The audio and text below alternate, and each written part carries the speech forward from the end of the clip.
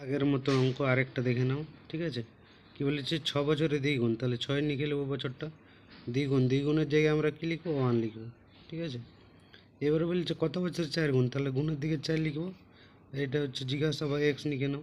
ঠিক আছে, তাহলে এবারে দেখো এই 4 আছে না, 4 গুণ, এই 4টাকে আমরা কি করব?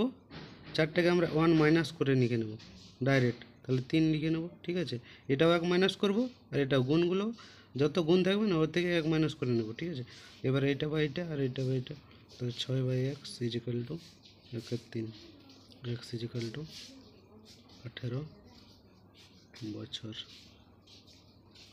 ঠিক আছে, এটা যদি এত কিছু না করে তাহলে 6 ইজিক্যাল টু 1 লিখলাম।